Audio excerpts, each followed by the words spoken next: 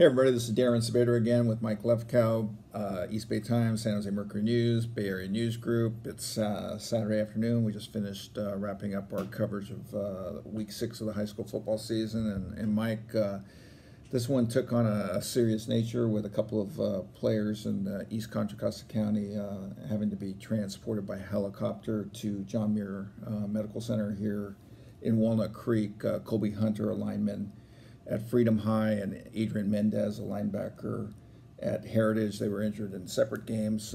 Colby got hurt in the fourth quarter. Freedom's big win over Antioch 14-7, and Adrian was injured in a lopsided loss. His team lost to Pittsburgh. Hate to see this on the field. I mean, obviously we know football is a very physical sport. What do you make when you hear of 2 injuries like this? I haven't seen one in about 5 years, games that I've covered, where a guy had to be taken away in an ambulance at that point. But in this case, they called helicopters to take both of these players to John Muir. Well, I mean, what can you say? I mean, obviously, you hope that the kids are okay. They have been released. So they have been released Both from the of them? hospital. Both of them are home. Colby was released this morning. And Adrian, we just heard from Heritage Athletic Director Nate Smith that Adrian was released from John Muir this afternoon. Well, all you can do is hope that they're okay. I mean, you hate to see this. Like I told you earlier, I haven't looked at the video of the Freedom situation. I just didn't want to see it. You hope and pray everything goes okay for these kids and they make a full recovery. It's, you don't even ask really if they're going to play football this season or in the future. Right. Obviously, football and safety are going to be hot topics going into next week. Obviously, we've covered hundreds of football games. I mean, what do you think when you hear about, some of they've already taken major steps to try to make this sport safer than it was, even 5 years ago. Football's a dangerous sport. I think it's up to the parents and the kids if they want to play. I would probably never try to talk anyone into playing, but I mean, I like the sport. I played football in high school. I enjoyed it. But, it is a dangerous sport. There's some risks, but there's risks in other sports too. I mean, you can look at 3 girls sports where the incidence of concussions are rather high. So, what do you do? I mean, I don't know. Right.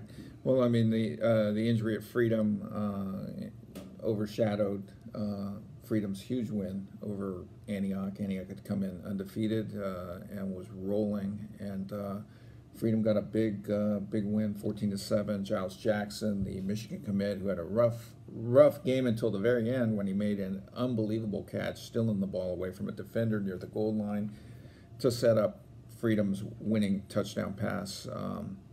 Freedom now 5-1.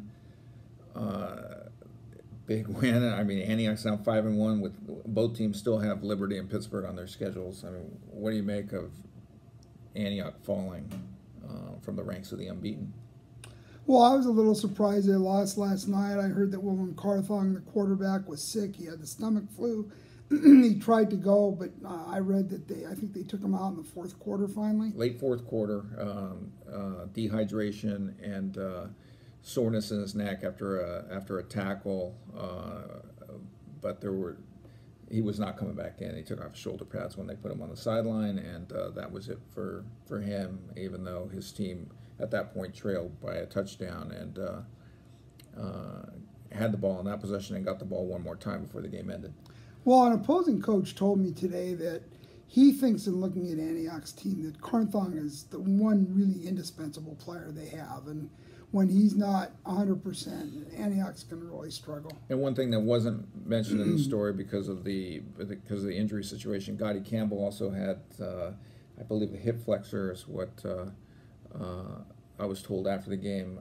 He injured himself in the second quarter, missed most of the second half, came back late in the game. Well, you take Campbell out too. I mean, Antioch's playing without 2 of its best players. Yeah, I mean, you got to find a way to win when you have injuries. But Freedom's a good team, and Giles Jackson is going to Michigan. He had a bad, he wasn't playing well for 3 quarters, But players like Giles Jackson, they figure out how to beat you at the end. I mean, that's why they're great players. That's why they're going to schools like Michigan. Right. One of the scores that was obviously hopping off the screen a little bit as we were checking Twitter throughout the night was what was going on in Clovis. And you had a chance to talk to De La Salle coach Justin Allenbaugh on the bus ride home last night after their narrow 31-24 victory over Buchanan. What was Justin's impressions of his team's performance? Well, he said they played a poor game. I mean, he said they made a lot of mistakes. He said on defense they didn't recognize some things. They were in the wrong places at times. On offense, they missed several opportunities. They got the ball down to the 5 on one drive, couldn't score. Got it down to the 15 on another drive and didn't score. They just, in the second half, they barely had the ball at all. They had the one field goal and 2 other possessions. One they drove and didn't score, and then one they were able to run out the clock. But he said they didn't play well, but it was the ultimate trap game. I mean, you know, you had an emotional game last week with Gorman, a long bus ride down to Clovis, and Buchanan's a very good football team. Right, they had a couple of 4-star guys, as we noted in our preview. Also, I mean, you know, we're going to obviously hear, and I think we're already hearing on social media what's wrong with De La Salle. They're not as good, nearly as good as they're being made out to be, but still 6-0 with wins over Bishop Gorman and Folsom, and now Buchanan and St. Francis. No, De La Salle is a very good team, and when you challenge yourself like they have this year, where you're playing every week, you're playing a very good football team, you're going to have a game now and then where you struggle. I mean, Alabama struggles at times. De La Salle's going to struggle. I mean, even, maybe Mater Dei is the one exception. I don't know. But, and they beat IMG Academy last night into their long streak. So, but I mean, I think every team is going to have a bad game or a bad week, and you know, if that was De La Salle's bad game, they'll be fine. All right. Obviously, Antioch's loss really shook up the Open Division. I think the Open Division, in a way, to me, is back to the 4 teams that we were talking about going into the season. De La Salle, obviously, Liberty Pitt, and Clayton Valley. Now you have to figure out where those teams are going to fall into place. What do you think? I mean, is that how you see it, or do you think there's still... I mean, I guess Cal High, a team you saw last night, has to be in the conversation. Freedom, if they win out, it will definitely be in the conversation, although they do have the loss to Cal High. Could you imagine if Freedom wins out, goes 9-1? Well, I mean, yeah, I agree with you. The 4 teams we originally talked about are the teams that you would favor right now. But the thing is that there are a number of teams that can get back in this with key victories or key losses by somebody else. Right. Even like that Cal Monte Vista game next week at California High School. The team that wins has got a legitimate shot of possibly getting into the Open because, all right, Antioch or California, if they run they'll lose to De La Salle more than likely, and Monte Vista will lose to De La Salle more than likely. But if you can play respectable against the Spartans, yeah, you've got to. Who knows? You don't know what all these other schools are going to do, right, especially in the BVAL. Right. Yeah, I think. I mean, right now, I agree that it's the 4 teams we talked about at the beginning of the season, but there's still a lot of football to be played, and as we saw last night, things can happen that can shake up what we think we know.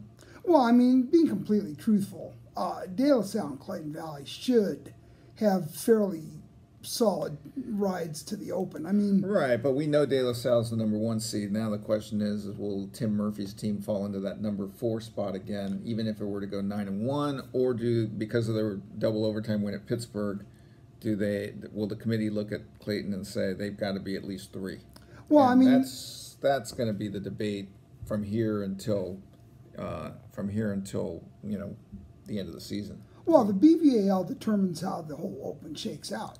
I mean, you've got 4 very good teams in the BVAL. I mean, Liberty, Pittsburgh, Antioch, and Freedom are all excellent football teams. So they're going to determine how the whole thing shakes out. Right.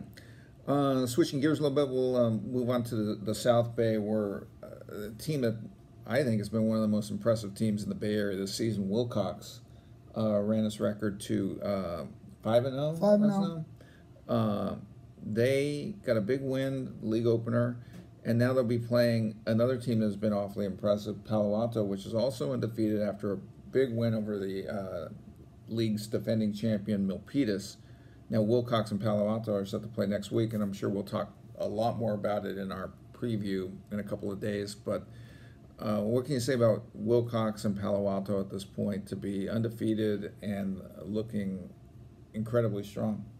They're good teams. Both of them are very good teams. Wilcox, this was their fourth game in a row in which the starters did not play beyond the first half. So, I mean, it's going to be a great game between two very good teams, and yeah, I mean, we just have to let it play out and have more thoughts on it next week. Right. Well, you did get a chance to talk to Paul Rosa today, the head coach at Wilcox, and is he encouraged by what he's seen from his team, or was he encouraged after their win this week over Fremont of Sunnyvale? Yeah, I mean, he likes it. Like he said, you know, they were up 35-0 after the first quarter, and he took out his starters after 15 plays. So, you know, it's hard to draw a lot of conclusions in a game like that. But his team is good. There's no question. His team overwhelms a lot of teams.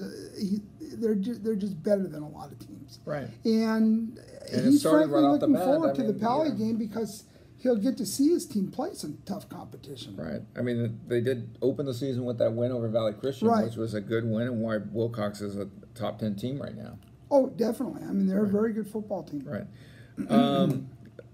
Want to hit again on your game that you were at last night, Cal High and Granada. I mean, Granada showed you something. I was impressed with Granada. California is a very good football team. Granada is a very good football team. And one thing that the Cal coach, Eric Belleci, talked about after the game is he said Granada does not belong in the lower of the two divisions in the East Bay Athletic League. He said they should be playing in the upper division, just like a lot of coaches have commented that Las Lomas should be in the upper division of the DFAL. Not just coaches. We've been commenting on it on our conversations over the phone and probably here too. Yeah, I mean, some of this is determined too early. And, and I know you can't look at teams and say, oh, yeah, Granada is going to be really good this year or Las Lomas is going to be really good this year. But like one coach told me today, a DFAL coach told me they knew a long time ago that this Las Lomas team was going to be really good. They have good players, a good coach. They should have never been put into that division. Right. And Belleci, you know, said that, you know, they knew Granada was going to be a good team. Silva had been touting it. Speaking of Coach Belleci, I don't think he likes where his team has been ranked, still behind Freedom and our new rankings. One of our voters just came in with his vote, and I'm not even going to look at it because I don't want it to influence mine. But that's gonna be interesting to see where Freedom and California end up this week in the rankings, given Freedom's big win over Antioch. Well, you know, the thing is teams go up into the rankings. You start getting the top 10, 12 teams. You're not going to move up as easily because those teams are starting to separate themselves from everybody else. I don't think California high school should worry that much about whether they're a spot or two below Freedom or a spot or two above Freedom. In the end, the cream rises to the top. Right. And if California keeps winning, they will eventually move on up. And speaking of cream rising to the crop, and we're getting a little long here, but we cannot end this without talking about Sarah's huge win over Mitty. We went into the weekend going, is Mitty going to show that, you know, how many strides it has made under its new coach, given that it got blown out by Sarah twice last season? Well, they were blown out by Sarah again, 42-6, running clock game. Impressive win by Patrick Walsh's team last night. Well, and that's not to say that Mitty hasn't made strides. No, I mean, any team that makes strides, you're going to have games where things don't go right.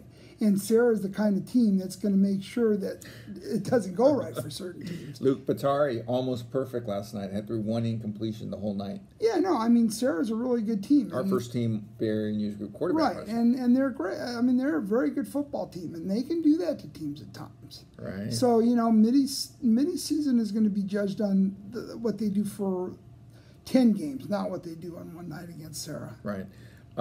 Quick shout out, Overfelt got another win last night, still undefeated. The East San Jose School beat Silver Creek for the first time in the Max Preps era. They were 0-7 against the Raiders, and now they got a big win last night. Yeah, Overfelt's been very impressive so far. Right.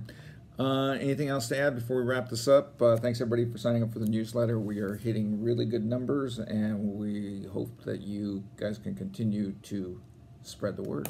And now we are getting to the big part of the football season, the second half. Midway point, and we are going to have some fun this week and pick some mid-season honors. So stay tuned for that at mercurynews.com and eastbaytimes.com. All right. You gonna be thinking about that tomorrow on your on our supposedly day off? I don't think we really have days off, but maybe. Let's see. What will I be thinking about? Well, I'll probably watch a couple NFL games. I might be watching baseball. Oh, that's right. You're a Dodger fan, aren't you? Yeah, well, they're playing the Padres and they can't beat them. So. Well, the A's. I mean, how about those A's? They could clinch. I think they might be able to clinch tomorrow. Yeah, they're closing in on it. Yeah.